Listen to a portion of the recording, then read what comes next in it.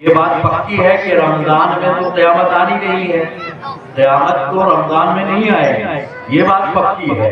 کب آئے گی؟ تو بعض روایتوں سے پتہ چلتا ہے کہ عاشورہ میں آئے گی، محرم میں آئے گی، تو کئی مہینے گزر چکے ہوں گے تو حافظ صاحب بھول چکے ہوں گے تو معاملہ گڑبڑا جائے گا۔ اس لیے حافظ کو ہمیشہ کے لیے حافظ ہونا چاہیے، رمضانی حافظ نہیں ہونا چاہیے۔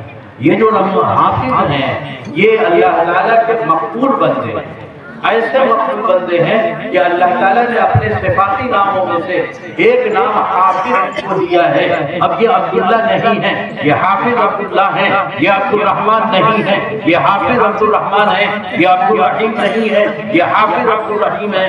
اور سارے نام جو اللہ تعالیٰ کے ہیں ان ناموں کے پہلے عبد لگایا جاتا ہے، لیکن یہ مقام ان کو دیا گیا کہ عبداللہ کے پہلے تو عبد لگے گا، عبداللہ ہوگا، عبد الرحمن ہوگا، عبد الرحیم ہوگا۔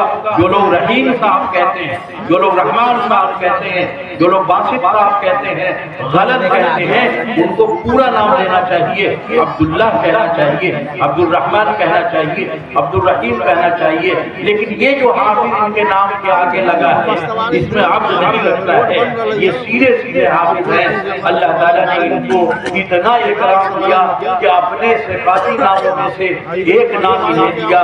اللہ تعالیٰ فرماتے ہیں واللہ خیر حافظا، اللہ بہترین حافظ۔ اب یہ بھی حافظ اور یہ مدرسے میں پڑھے اور حافظ ہوئے تو ان کے والدین کو قیامت میں مرصع تاج پہنایا جائے گا، اور جس کو تاج پہنایا جائے گا اس کو جہنم میں تو نہیں پھینکا جائے گا نا، جنت ہی میں پھینکا جائے گا۔ تو والدین بھی جنت کے مستحق ہو گئے، اور سب سے سچے کہنے والے نے یہ بات کہی کہ یہ بچہ اپنے خاندان کے 10 ایسے لوگوں کو جنت میں لے جائے گا جن پر جہنم واجب ہو چکی ہوگی۔ اگر کوئی اپنے عمل سے جائے گا تو کوئی معاملہ نہیں ہے، اس کا اپنے عمل سے جا رہا ہے، لیکن خاندان کے ایسے لوگ جو جہنم میں جا رہے ہیں ان کو یہ لڑکا سفارش کر کے بخشوائے گا اور جنت میں لے جائے گا۔ دادا جان جہنم کی لائن میں لگے، دادی جان جہنم کی لائن میں لگی، نانا جہنم کی لائن میں، نانی جہنم کی لائن میں، یہ بچہ جائے گا کہے دادا جان جانتے ہیں کون سی لائن ہے؟ گارے کیوں جانتا ہوں جہنم والی ہے۔ کہا تو کیوں چلے جا رہے ہیں؟ کہا دنیا میں نہیں مانا تو فیصلہ جہنم کا ہو گیا، اب یہاں نہیں مانیں گے تو کہاں جائیں گے؟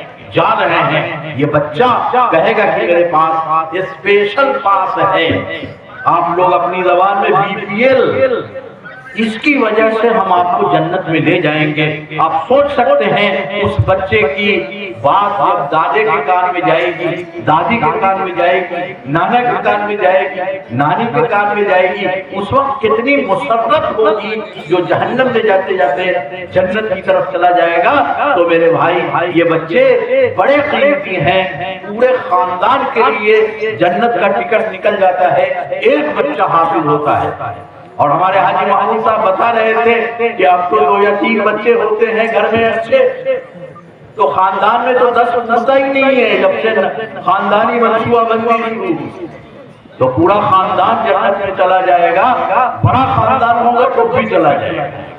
تو میرے بھائی یہ بچے اس لیے قیمتی، ان بچوں کو قرآن کریم کی نسبت لگی یہ عظیم ہو گئے۔ قرآن کریم کی نسبت جس کو لگ جاتی ہے وہ عظیم ہو جاتا ہے۔ قرآن کریم کی نسبت کاغذ کو لگ جاتی ہے تو کاغذ کو چومتا ہے آدمی، لکڑی کے ٹکڑے ریحل کو لگ جاتی ہے تو ریحل کو چومتا ہے، ریحل پر پاؤں نہیں رکھ سکتا، سر رکھتا ہے۔ میرے بھائی قرآن کریم کی نسبت جس کو لگ جاتی ہے وہ عظیم ہو جاتا ہے۔ یہ امت اس لیے عظیم ہے کہ اسے قرآن کریم کی نسبت لگی، قرآن کریم کی نسبت کی وجہ سے ہم عظیم ہیں۔ تو میرے بھائی اللہ تعالیٰ نے قرآن کریم کی حفاظت کی ذمہ داری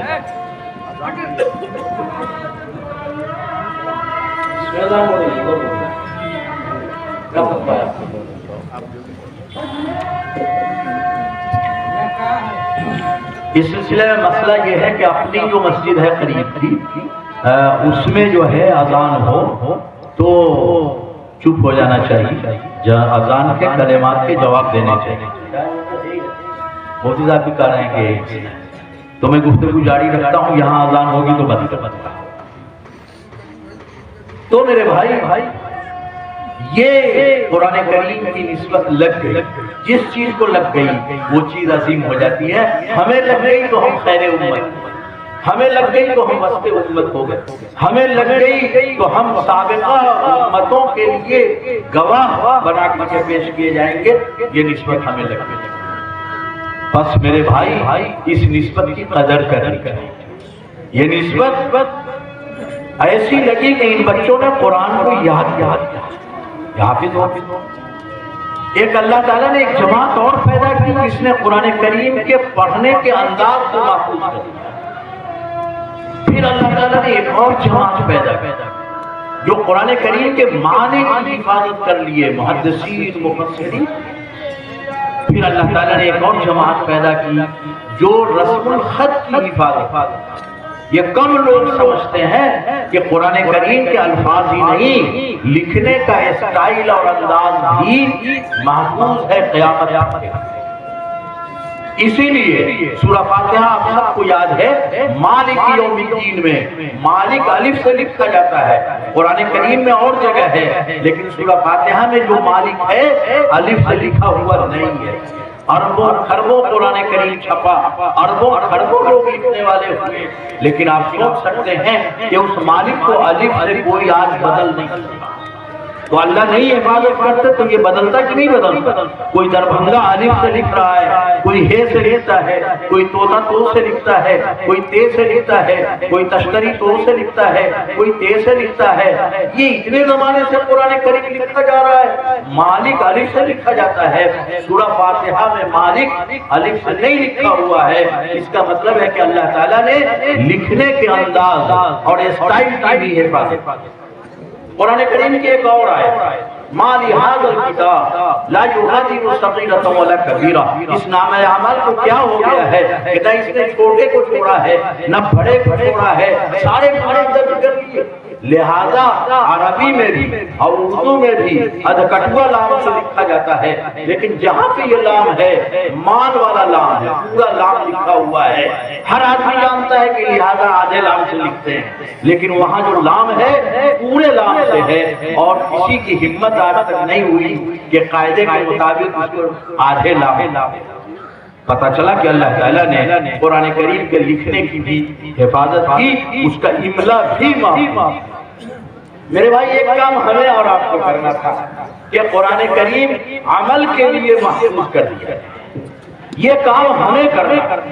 ہم اپنے اعمال سے محفوظ کر سکتے تھے، لیکن ہم یہی گچا کھا گئے۔ ہم قرآن کریم کا اکرام خوب کرتے، شادی میں سنت رسول لکھ کر کے کاپی میں جہیز میں دیتے، لیکن قرآن کریم ہم اس کی حکم کو، اس کے حکم کو مانتے۔ ہماری ساری بیماری اور ساری افسردگی اور ساری پریشانی اور سارے مسائل اس لیے ہیں کہ ہم نے قرآن کریم کو چھوڑ دیا۔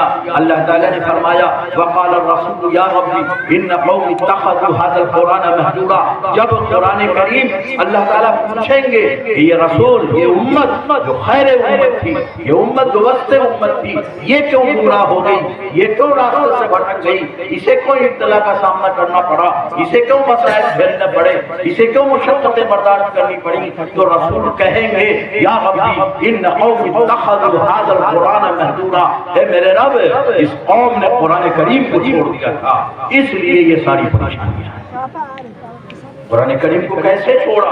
اللہ نے کہا وَقَضَى رَبُّكَ أَلَّا تَعْبُدُوا إِلَّا إِيَّاهُ، اللہ کے علاوہ کسی کی عبادت نہ کرو۔ ہم نے اللہ کی عبادت چھوڑ کر کے پتہ نہیں کتنوں کی عبادت شروع کر دی، اللہ کے حکم کو چھوڑا، قرآن کریم کو چھوڑا۔ اللہ تعالیٰ نے فرمایا وَبِالْوَالِدَيْنِ إِحْسَانًا، والدین کے ساتھ حسن سلوک کرو۔ ان میں سے کوئی بوڑھا ہو جائے اور قابل نہ رہے چلنے پھرنے کے تو اپنے کندھے لگا دو ان کے لیے، اور یہ فرمایا کہ ان کو اف نہ کہو، ان کو چھڑکو مت۔ اللہ تعالیٰ نے قرآن کریم میں یہ حکم دیا، ہم نے قرآن کریم کے اس حکم کو چھوڑا تو ہمارے باپ ہماری ماں اپنے گھروں میں سسک رہی ہے، بے چین ہے، کرا رہی ہے۔ ہمارے بچوں کے پاس واٹس ایپ پہ، ہائپ پہ اور لائک پہ وقت دینے کے لیے ہے، لیکن باپ کے سرانے کھڑے ہو کر کے محبت کے دو بول بولنے کے لیے وقت نہیں ہے۔ ہم نے قرآن کریم کو یہاں چھوڑا، اس لیے ہمارے گھروں میں پریشانیاں آنے لگی۔ اللہ تعالیٰ نے فرمایا وَلَا تَقْرَبُوا الزِّنَا، زنا کے قریب مت جاؤ، إِنَّهُ كَانَ فَاحِشًا وَسَاءَ سَبِيلًا، یہ بہت برا کام ہے۔ لیکن ہم نے کیا کیا؟ ہم نے اس کو عام کر دیا، اور اتنا عام ہو گیا، اتنا عام ہو گیا کہ ہماری لڑکیاں اب دوسروں کے ساتھ چلی جا رہی ہیں، اور ظاہر ہے وہ زناکاری ہی ہو رہی ہے، اس لیے کہ نکاح اور شادی ایمان کے ساتھ ہونا ہے۔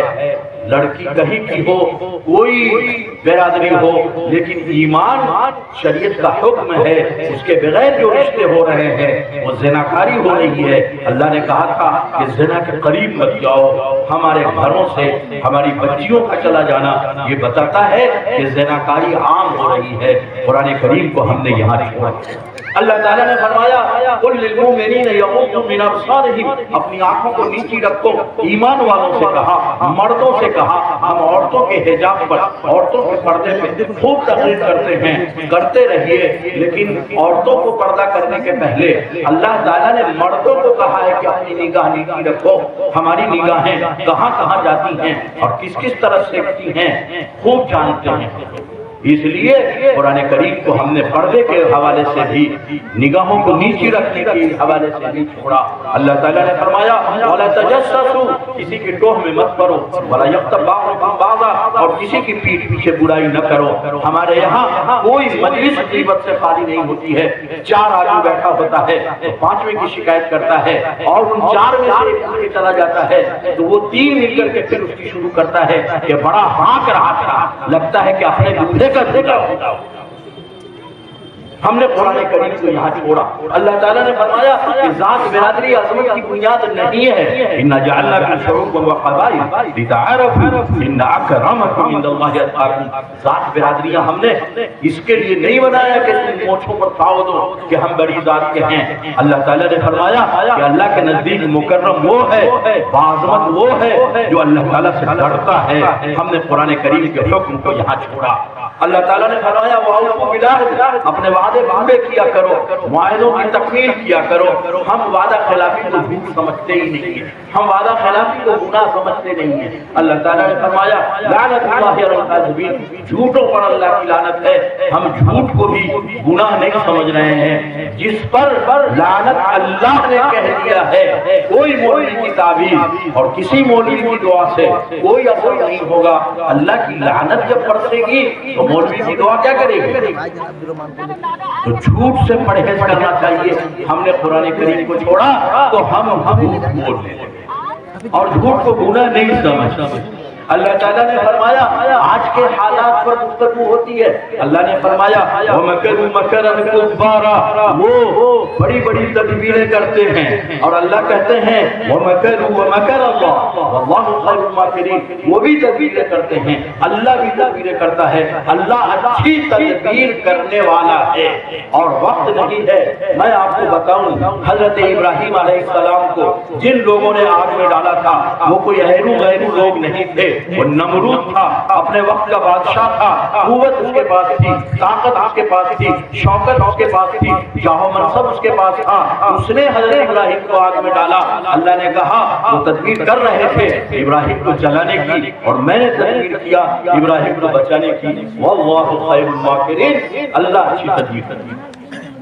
حضرت موسیٰ علیہ السلام کو پیدائش کے پہلے ہی فرعون کا حکم تھا ذبح کر دو۔ قرآن نے کہا وَيُذَبِّحُونَ أَبْنَاءَهُمْ وَيَسْتَحْيُونَ نِسَاءَهُمْ، وہ ذبح کر دیتے تھے بچوں کو اور عورتوں کی جو ہے آبروریزی کرتے تھے۔ اللہ تعالیٰ نے تدبیر کی تو حضرت موسیٰ کو فرعون کے گھر پہنچا دیا۔ وقت نہیں ہے کہ یہ بیچ کی تفصیل بیان کروں آپ کے پاس۔ اور حضرت موسیٰ جس کو قتل کرنے کی بھی تدبیریں ہو رہی تھی اس کو پہنچا دیا فرعون کے گھر پر، اور فرعون کہتا تو تھا انا ربکم الاعلی، میں تمہیں کا بڑا رب ہوں، لیکن بیوی سے بڑا ڈرا۔ تو بیوی نے کہا کہ نہیں، اس کو نہیں ذبح کر سکتے تم، اس کو تو میں بیٹا بناؤں گا۔ چنانچہ وہ ان کے گھر میں پرورش پا گئے. اللہ نے تدبیر کیا تو قتل کی ساری تدبیریں دھری رہ گئی. اللہ چاہتے تو حضرت موسیٰ کو بعد میں پیدا کر سکتے تھے، لیکن اللہ کو دکھانا تھا کہ ان کی تدبیریں کچھ نہیں ہیں، ہماری تدبیر اثر ہے. واللہ خیر الماکرین، اللہ اچھی تدبیر کرنے کا. اور آپ جانتے ہیں کہ حضرت عیسیٰ کو لوگوں نے کیا کیا؟ کہا کہ سولی پر چڑھا دیں گے. اللہ نے کہا کہ اچھا تم سولی پر چڑھا دو گے، میں ایسی تدبیر کروں گا کہ قیامت تک یہ زندہ رہیں گے.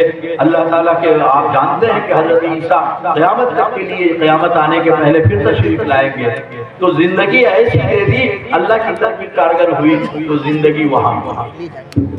ہجرت کے موقع کو سارے لوگوں نے گھیر رکھا تھا نا کہ آج کام تمام کر دینا ہے محمد رسول اللہ کا. اللہ تعالیٰ نے تدبیر کی تو ان کے سامنے سے اللہ کے رسول نکل گئے اور وہ کچھ بگاڑ نہیں سکے. تو اللہ کی تدبیر اصل ہے اور اس تدبیر پر ہمیں اعتماد ہے. ہم مایوس اس لیے نہیں ہیں کہ ہم جانتے ہیں واللہ خیر الماکرین، اللہ اچھی تدبیر کرنے والا ہے اور اس کی تدبیر ہی کارگر ہوتی ہے. لیکن یہ تدبیر کب کارگر ہوگی؟ جب آپ بھی اللہ والے بن جائیے گا. حضرت ابراہیم اللہ والے تھے، حضرت موسیٰ اللہ والے تھے، آقا اللہ والے تھے، اس لیے تدبیر اللہ تعالیٰ کی کامیاب ہو گئی. ہم تو اللہ کے نافرمانوں میں ہیں، دن رات گناہوں میں ڈوبے ہوئے ہیں. تو اللہ کی نصرت کیسے آئے گی؟ اللہ کی مدد کیسے آئے گی؟ خوب اچھی طرح جان لیجئے اسلام ہمیشہ کے لیے ہے، اسلام کو کوئی خطرہ نہیں ہے اور قیامت تک کے لیے قرآن کو رہنا ہے. قرآن کو کوئی خطرہ نہیں ہے. ہمیں خطرہ ہے اس لیے کہ ہم اللہ کی نہیں مان رہے ہیں اور اللہ نے اعلان کر دیا کہ اگر نہیں مانو گے تو اسلام نہیں ختم ہوگا، قرآن کے ماننے والے بھی ختم ہوں گے. وَإِن تَتَوَلَّوْا يَسْتَبْدِلْ قَوْمًا غَيْرَكُمْ، تم اگر کر کے نہیں دو گے تو ہم دوسری قوم کو کھڑا کر دیں گے اور وہ تمہاری طرح نہیں ہوں گے، تم بے نام و نشان ہو جاؤ گے. یہ اللہ تعالیٰ کا بات ہے. قرآن باقی رہے گا، اسلام باقی رہے گا. ہمیں اپنی فکر کرنی ہے ہم باقی رہیں گے کہ نہیں رہیں گے. ہم باقی نہیں رہیں گے، اللہ دوسری قوم کو لا کے کھڑا کرے گا. اور آپ جانتے ہیں اقبال نے کہا ہے آیا یوں رشتے تاتار کے افسانے سے پاسباں مل گئے کعبے کو صنم خانے سے. یہ تاتاری وہی لوگ تھے جو اسلام کے مخالف تھے، مسلمانوں کا قتل عام کر رہے تھے، لیکن اللہ تعالیٰ نے ان کو کعبے کا محافظ بنا کر کے کھڑا کر دیا. آپ نہیں کیجیے گا، اللہ محتاج نہیں ہے، اللہ دوسری قوم کو کھڑا کر دے گا. ان لوگوں کو کھڑا کر دے گا جو آج آپ کی مسجدوں کے خلاف ہیں، جو آپ کے قرآن کریم کے خلاف ہیں، آپ کی تہذیب و ثقافت اور کلچر کے خلاف ہیں، ان کو کھڑا کر دے گا. اس لیے اپنی حفاظت کے لیے رہیے. اور یہ جملہ میرا یاد کر لیجیے اور نوٹ کر لیجیے کہ احوال حکومتوں کے بدلنے سے نہیں بدلتے، احوال اعمال کے بدلنے سے بدلتے ہیں. ہمارے اعمال بدلیں گے تو احوال یقیناً بدلیں گے. ہمارے احوال نہیں بدلے ہوئے ہیں تو احوال نہیں بدل رہے ہیں. بہت مشہور جملہ ہے اعمال تمہارے اوپر حکمراں ہیں، وہ تمہارے اعمال حکمراں. اللہ تعالیٰ نے فرمایا ظاہر الفساد فی البر والبحر، روئے زمین پر جتنا فساد بگاڑ ہے وہ تمہارے ہاتھوں کی کمائیاں ہیں. وما اصابتکم من مصیبہ فبما کسبت ایدیکم ویعفو عن کثیر، جو مصیبتیں تم پر آتی ہیں یہ تمہاری کمائی ہے اور یہ اس حال میں ہے جب اللہ تمہارے بڑے گناہ کو معاف کرتا ہے. بس میرے بھائی اس وقت جو مسائل اس کا حل رجوع اللہ، اس کا حل قرآن کریم پر عمل کرنا ہے، دین پر مضبوطی سے قائم رہنا ہے، اسلام کو اپنی زندگی کا جز بنا لینا ہے. اور ان بچوں کو جنہوں نے قرآن کریم حفظ کیا ہے ان کو عظمت کے ساتھ دیکھنا ہے، ان اداروں کو عظمت کے ساتھ دیکھنا ہے. ہمارے یہاں کنوینٹ میں جو بچہ پڑھتا ہے اس کو خوب ڈریس دیا جاتا ہے، جوتے دیے جاتے ہیں اور باپ نماز پڑھے کہ نہ پڑھے آنکھ ملتا ہوا اس کو پہنچانے کے لیے کنوینٹ لے جاتا ہے. لیکن یہ بچے جن کو مدرسے میں بھیجا جاتا ہے ہکا دیا جاتا ہے، ہکا دیا جاتا ہے. اب مفتی مبین صاحب کو کہا جاتا ہے کہ بھائی آپ ہی ذرا دیکھ، اور اس کے بعد یہ شکایت ہوتی ہے کہ مدرسے کے لڑکے کیا کر رہے ہیں، کچھ نہیں کر رہے. ارے بابا کیا کریں گے، میٹیریل تو گھٹیا ملا، وہ ہمارا اپنے بچے نہیں دے رہے مدرسوں. میٹیریل جیسا دو گے کمپنی کتنوں اچھی ہو پروڈکشن تو اسی حساب سے نکلے گا. تو میٹیریل گھٹیا آ رہا ہے، جو گھر کا سب سے کمزور بچہ ہے وہ بچہ مدرسے میں دیا جائے، اور اس بچے کی بھی حالت یہ ہے کہ کنوینٹ میں جو اہمیت دی جا رہی ہے یہ دینی تعلیم کے لیے آیا تو اہمیت نہیں دی جا رہی، اس کو ناشتے نہیں مل رہے ہیں۔ بلکہ میں ایک جگہ گیا تو مکتب میں نے پوچھا ہے کہ بھائی بچے بتاؤ، تو ایک بچہ کو اٹھا رہا تھا تو اٹھ ہی نہیں رہا، میں نے کہا کیوں نہیں اٹھ رہا؟ تو چپکی ہوا ہے۔ کیوں چپکا ہوا ہے؟ ابھرا ہے کیا؟ کہنا ابھرا نہ ہے، کہا ہے وہ اچھا بچہ ہے۔ تو ہوا کیا تھا کہ اس کے پائجامے میں ادھر بندی ہوئی تھی، اب وہ ڈھکوا باندھے ہوا تھا، اب وہ سوچتا تھا کہ اگر میں اوپر گیا تو پائجامہ تو نیچے آئے گا، تو کھڑا نہیں ہو رہا تھا۔ ہم اس بچے کو اتنی اہمیت نہیں دیتے۔ میں نے کہا کہ اللہ کے بندے جا کر کے اپنے گھر سے ادھر بند لگوا کے آ، تو گیا تو پھر لے کر کے آیا تو وہ لٹکا ہوا تھا نیچے تک، اور وہ ادھر بند نہیں تھا، سندلی لگا دیا تھا۔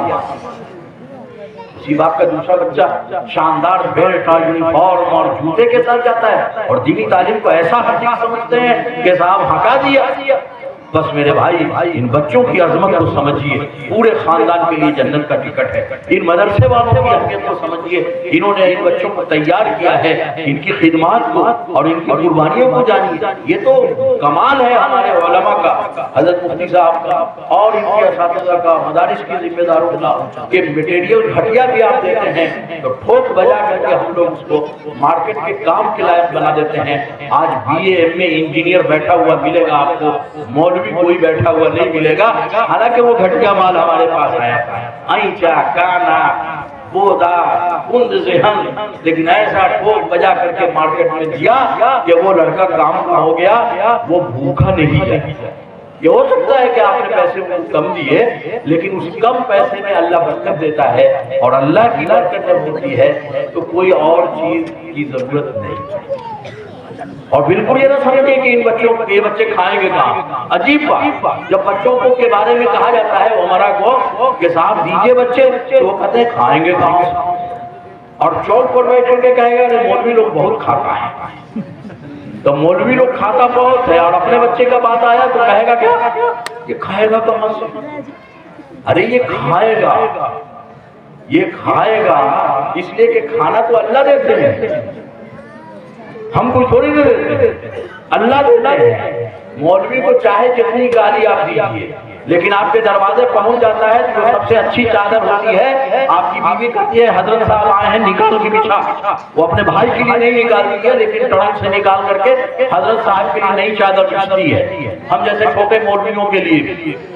اور اس گھر میں جو سب سے اچھا کھانا پک سکتا ہے وہ کھانا پکایا جاتا ہے مولویوں کے لیے، گالی چاہے مارکیٹ میں آپ جتنا دیں، یہ آپ کھلا رہے ہیں، یہ اللہ کھلا رہا ہے، اللہ کھلا رہا ہے۔ اللہ آپ کے ذہن میں ڈالتا ہے کہ میرے کلام کا دربان تیرے دروازے پہ آ گیا، تیری ذمہ داری ہے کہ اس کی اکرام کرے۔ میرے بھائی اس لیے یہ نہ سوچئے کہ یہ کہاں کھائیں، ان کا کھانا تو آپ سب کے ڈھیر میں ہے، جہاں جائیں گے وہی کھانا لگ جائے گا، جس گاؤں میں چلے جائیں وہی کھانا لگ جائے گا، اس لیے کہ مولویوں کو الگ سے اللہ نے رزق نہیں دیا، وہ رزق آپ کے ڈھیر میں لگا دیا ہے، جائیں گے تو آپ کو کھلانا ہوگا۔ بس ایک واقعہ کہہ کے 2 منٹ میں بات ختم کر دوں۔ حضرت مولانا سید نظام الدین صاحب امیر شریعت تھے امارت شریعت، انہوں نے کہا کہ میرا ایک دوست تھا، میں جب گھر جاتا تھا تو راستے میں اس کا گھر پڑتا تھا تو لمبا سفر ہوتا تھا تو میں رک جاتا تھا، تو روز جو ہے وہ جب میں پہنچتا تھا تو شاندار مرغی کا انتظام کرتا تھا، اور آج کی والی مرغی نہیں، چکن جس کو کہتے ہیں وہ نہیں، دیہاتی مرغی ہوتی تھی اس زمانے میں بھی بوائلر تھا ہی کہاں، تو وہ اہتمام کرتا۔ ایک دن جب حضرت پہنچے تو اس نے مذاق میں کہا کہ حضرت آج کھچڑی اور آلو کا بھرتا ہی کھلائیں گے آپ، تو حضرت نے کہا میں نے کب کہا کہ مرغا کھلاؤ، آج آلو کی کھچڑی آلو کا بھرتا تو ٹھیک ہے کھائیں گے۔ چنانچہ جب کھانا تیار ہو کے آیا دسترخوان تو کھچڑی بھی ہے، آلو کا بھرتا بھی ہے، مرغا بھی ہے، بریانی بھی ہے، حضرت نے کہا تھا کہ سادہ سادہ کھلائیں گے، یہ کیا کر لیا ہے؟ تو اس نے کہا کہ حضور اب تک ہم مولویوں سے سنتے تھے کہ اللہ کھلاتا ہے، آج یقین ہو گیا کہ اللہ ہی کھلاتا ہے۔ کہنے ہوا کیا؟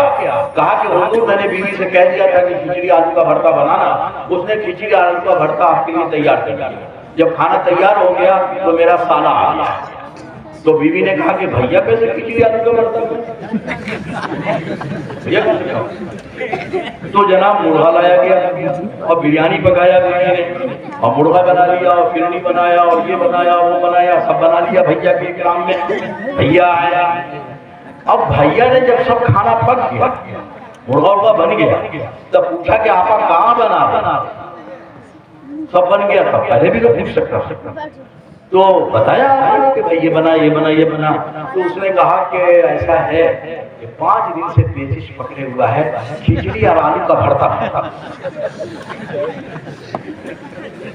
تو حضرت فرماتے تھے کہ اسی دسترخوان پر جو کھانا اس نے میرے لیے بنایا تھا اس کے سالہ نے کھایا، اور جو اس کے سالہ کے لیے بنایا تھا وہ اللہ نے میرے مقدر میں رکھا تھا۔ ہاں، تو اللہ تعالیٰ کے کلام کی یہ دربان، اور چھوٹا چھوٹا دربان جو سیٹھوں کا ہوتا ہے، مکھی مچھر کے پھڑ کے برابر، حیثیت جن کی نہیں ہے، اس کو جو ہے مینٹیننس دیا جاتا ہے، کرچ نہ ٹوٹے کپڑے کا الگ سے دیا جاتا ہے، رہائش دی جاتی ہے۔ تو آپ کو کیا لگتا ہے کہ یہ بچے 72-73 جو اللہ کے کلام کے دربان ہوتے ہیں، یہ بھوکے رہ جائیں گے؟ انہیں کپڑے نہیں ملیں گے؟ یہ علماء جتنے بیٹھے ہوئے کیا کسی کے جیب کاٹ کے کپڑے پہنے ہوئے کا؟